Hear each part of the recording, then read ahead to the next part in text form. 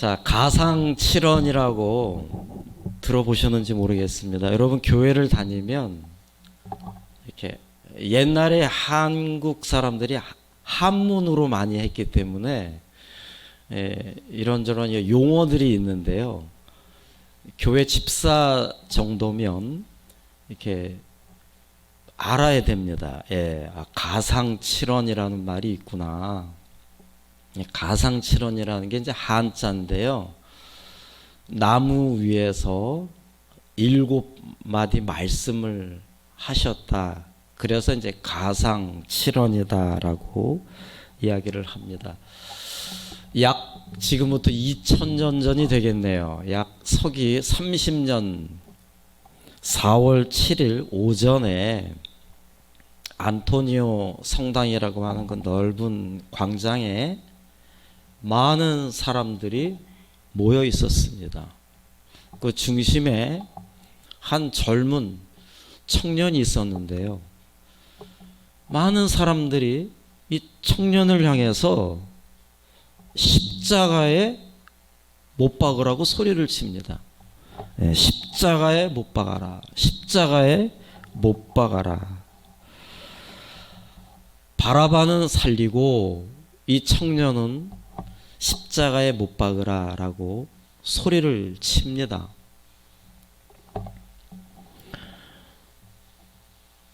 그때 당시에 중앙에서 십자가에 못 박으라고 소리를 들은 그 청년은 여러분들이 짐작하시겠지만 예수 그리스도입니다.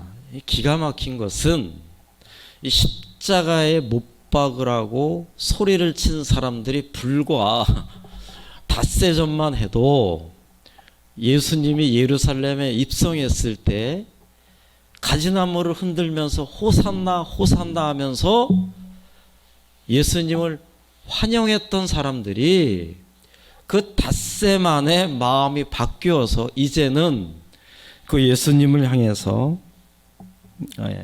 십자가에 못 박으라고 이야기를 합니다. 그것에 대해서 최종 결정권자였던 빌라도에게 소리를 치는 거죠. 빌라도는 참 총독이었지만 아쉽게도 아무래도 정치가이니까 이 군중들의 말을 따를 수밖에 없었습니다. 그냥 암묵적으로 예수님을 십자가에 달리게 허락을 합니다. 예수님은 그저 그 순한 어린 양처럼 그저 묵묵히 십자가를 지시고 골고다 언덕길로 올라가십니다. 그렇게 날씨가 좋았지만 갑자기 날씨가 어두워지고 어두컴컴해지면서 금요일 오후에 예수님은 안타깝게도 십자가에 달리시게 됩니다. 예수님이 십자가에 달리시고 난 후에 예수님께서 운명하시기 전까지 7마디 말씀을 하셨습니다. 오늘 권사님이 잘 읽어주셨던 것처럼 맨 처음 하신 말씀이 저들의 죄를 용서하여 주시옵소서. 두 번째 하신 말씀이 옆에 강도가 있었는데 두 사람의 강도 중에 한 사람이 회개를 했기 때문에 그 한 사람을 향해서 너도 오늘 나와 함께 낙원에 갈 것이다 라고 말씀을 하셨습니다. 그리고 세 번째는 여자여 보소서 하면서 당신의 육신의 어머니 마리아를 향해서 내가 당신의 아들입니다 이렇게 이야기를 하셨습니다. 그리고 네 번째 말씀이 너무너무 힘들으셨는지 엘리 엘리 라마 사막다니 하나님 어찌하여 나를 버리셨습니까? 라는 그 한탄의 기도를 하시고요.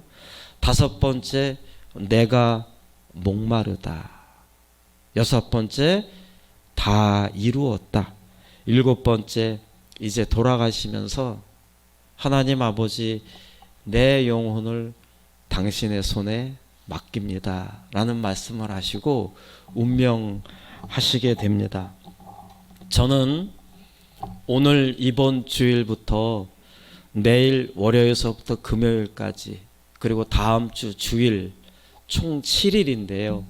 이 예수님께서 하신 7가지의 말씀의 깊은 의미를 하루하루 말씀을 통해서 여러분들과 함께 은혜를 나누고자 합니다. 오늘은 첫 번째로 저들의 죄를 용서하여 주시옵소서라는 말씀으로 함께 은혜를 나누고 싶습니다. 자, 먼저 우리가 알아야 되는 것은 예수님이 왜 십자가에 달리셨는가입니다. 여러분, 당시에 십자가 처형은 아무나 하지 않았습니다. 로마 사람들은 아예 법적으로 십자가 처형을 하지 못하게 할 정도로 이 십자가 처형은 흉악 무도한 그러한 사람들에게만 행해졌던 사형 집행이었습니다. 그런데 예수님이 그 십자가에 달리셨다라고 하는 것이요. 자, 더 중요한 것은 그 예수님이 십자가에 달리신 것과 지금 저와 여러분들과 과연 무슨 연관이 있습니까? 그 예수님이 십자가에 달리신 것과 나와 과연 무슨 상관이 있느냐라는 것입니다. 여러분, 이 포인트를 잡지 못하면 우리는 지금 이 자리에서 역사책을 배우는 것밖에 안 됩니다. 그냥 한 예수라는 성인이 그냥 십자가에 달려서 죽었구나. 그냥 그 이상 그 이하도 아닙니다. 그러나 우리는 이 시간에 왜 예수님이 십자가에 달리셔야 했으며 그 예수님이 십자가에 달리신 게 그게 과연 나하고 무슨 상관이 있는가입니다. 나와 어떤 상관이 있는가. 여러분, 노르웨이에 입센이라고 하는 극작가가 있습니다. 이분이 글을 쓰기 위해서 한 병원에 취재차 그 병원에 갔습니다. 그래서 그 병원 사람들과 친하게 있으면서 이런저런 이야기를 합니다. 질문도 하고 대답도 듣습니다. 그런데 그 병원이 정신병원이었습니다. 입센이라고 하는 극작가가 글을 쓰기 위해서 그 사람들을 인터뷰를 하는데 아무리 들여봐도 너무나 이 사람들은 똑똑했고 분별력이 있었고 논리적이었습니다. 저에게는 꿈이 있습니다. 저에게는 소망이 있습니다. 내 소망은 이런 겁니다. 저는 이런 인생을 살고 싶습니다. 이러면서 이 입센이라고 하는 극작가에게 아주 자연스럽게 이야기를 아주 잘하는 겁니다. 이 사람을 만나도 이야기를 잘하고 저 사람을 만나도 이야기를 잘합니다. 저는 이런 꿈이 있습니다. 저는 이렇게 살고 싶습니다. 그래서 입센이라는 사람이 이 병원 원장을 만났습니다. 아니, 원장님, 이거 문제가 있는 것 같아요. 병원에서 돈 벌려고 이 사람들을 묶어놓는 것 같습니다. 제가 아무리 얘기를 들어봐도 이 사람들이 아무런 문제가 없었습니다. 아주 말도 잘하고 분별력 있고 똑똑하고 논리적이었습니다. 그럴 때 이 병원 원장이 딱 한마디를 합니다. 그래서 정신병자입니다. 그래요. 아니, 뭐가 정신병자입니까? 선생님, 다시 한번 가서 인터뷰를 해보세요. 이 사람들은 철저하게 자기 이야기만 합니다. 저는, 나는 처음부터 끝까지 자기 이야기밖에 안 합니다. 가족 이야기, 다른 사람 이야기, 사회 이야기, 나라 이야기 절대 안 합니다. 그저 나 이야기만 합니다. 그래서 다시 한번 가서 대화를 나누었더니 역시나 병원장의 말이 맞더라는 겁니다. 나에게는 꿈이 있습니다. 나에게는 소망이 있습니다. 나에게는 인생 자체가 하나님 중심이 아니라 철저하게 100% 중심입니다.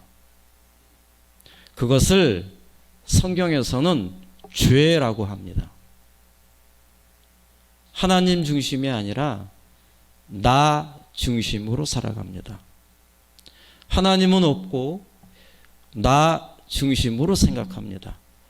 가족을 대할 때도 나 중심으로 가족을 대합니다. 친구를 대할 때도 나 중심으로 친구를 대합니다. 심지어 교회에서도 나 중심으로 이야기를 합니다.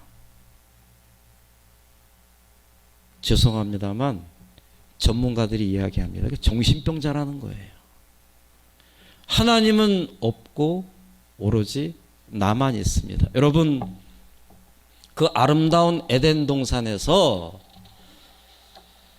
왜 아담과 하와가 쫓겨났습니까? 이유는 단 한 가지입니다. 하나님 중심으로 살기를 하나님은 바라셨지만, 그래서 하나님이 그래, 너는 여기 에덴 동산의 매니저야. 그러니까 내 말대로 잘 해야 돼. 라고 모든 권한을 다 줬습니다. 어느 순간에 아담과 하와가 까짓거 뭐 사장이 별거야? 내가 매니저인데 내가 까짓거 사장처럼 하면 되지. 라고 해서 자기 마음대로 합니다. 이거 따먹으면 안 돼. 아니 뭐 내가 따먹는데 어때? 내가 따먹습니다. 그래서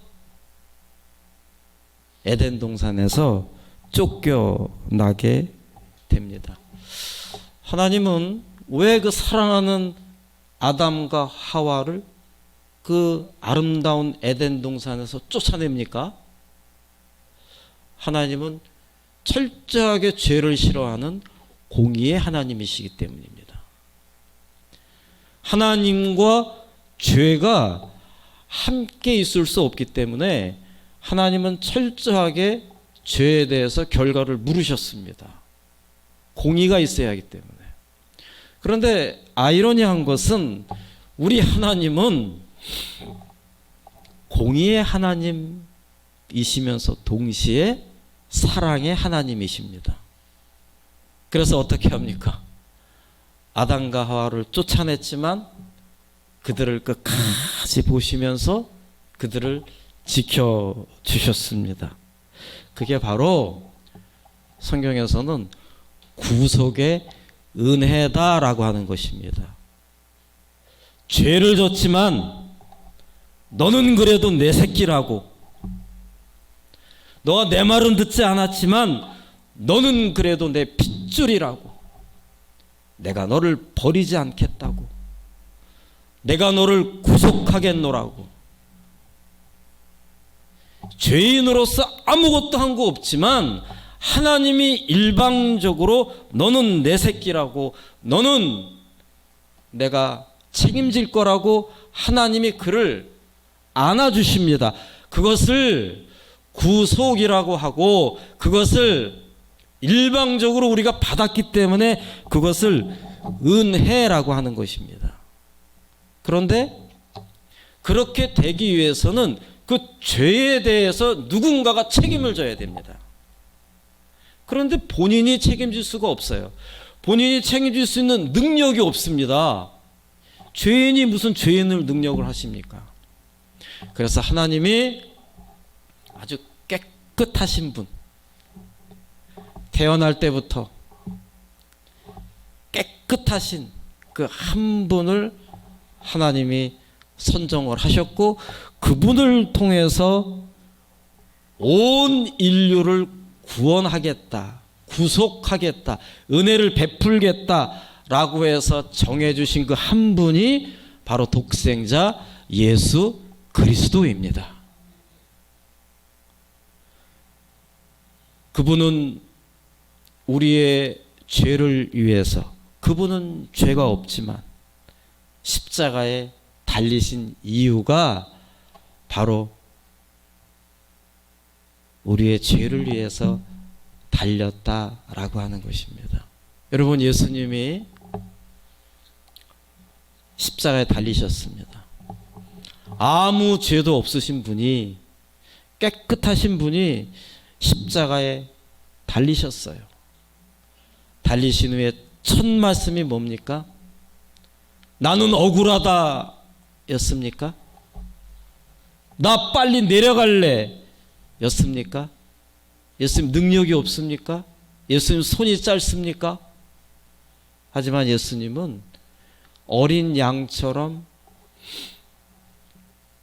순하게 그 십자가에서 묵묵히 죽음을 맞이합니다. 왜냐하면 당신이 거기서 죽어야 우리가 살기 때문입니다.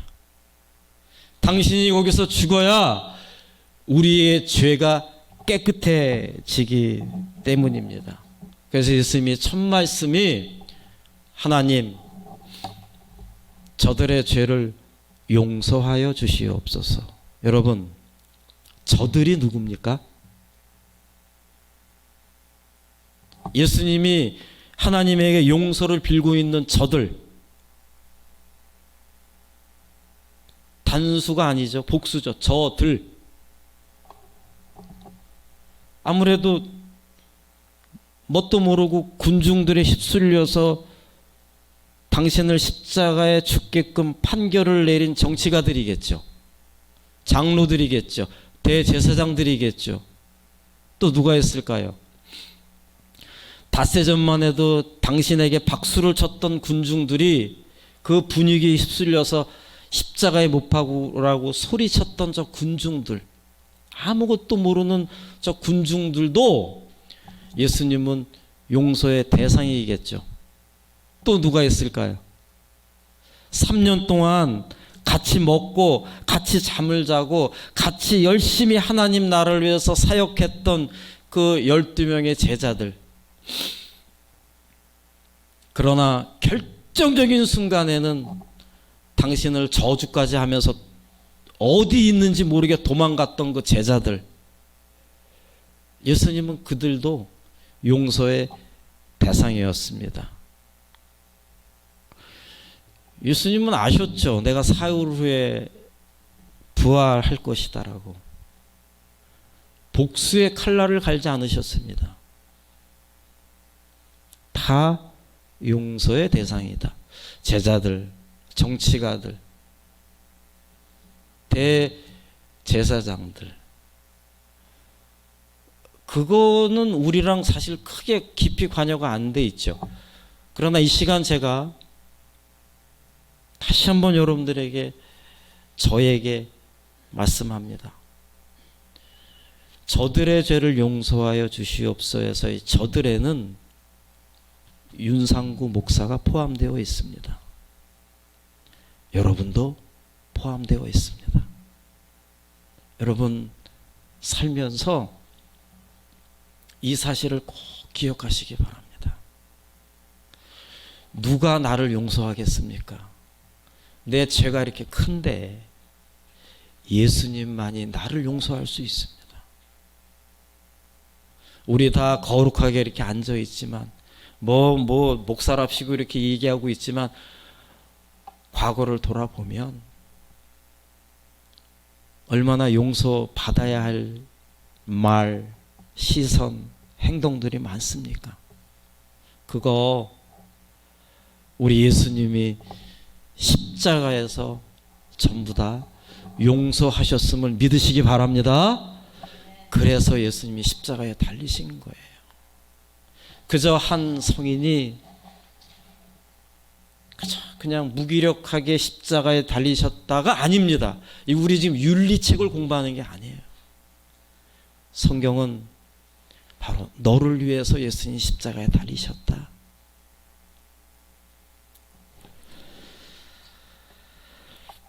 어느 순간 여러분들의 신앙이 저 십자가를 바라보았을 때 그냥 십자가구나 그러지 않기를 바랍니다. 저 십자가를 바라봤을 때 저 예수님이 나 때문에 돌아가셨구나. 나 때문에 예수님이 피를 흘리셨구나. 그렇게 생각을 여러분들이 하고 살아간다면 여러분 용서 못할 게 무엇이 있겠습니까? 그거 뭐 나 조금 심기 건드리고 내 마음 조금 기분 나쁘게 하고 나 좀 뭐 사기치고 나 뭐 좀 안 좋게 얘기했다고 해서 그 뭐 이렇게 얼굴 시뻘개져 가면서 남들에게 그 사람 욕하고 그럴 필요가 뭐가 있습니까? 내가 거저 예수님에게 용서를 받은 내가 뭐 이렇게 그렇다고 앙금이 있고 그냥 꽁에 있고 용서하지 못하고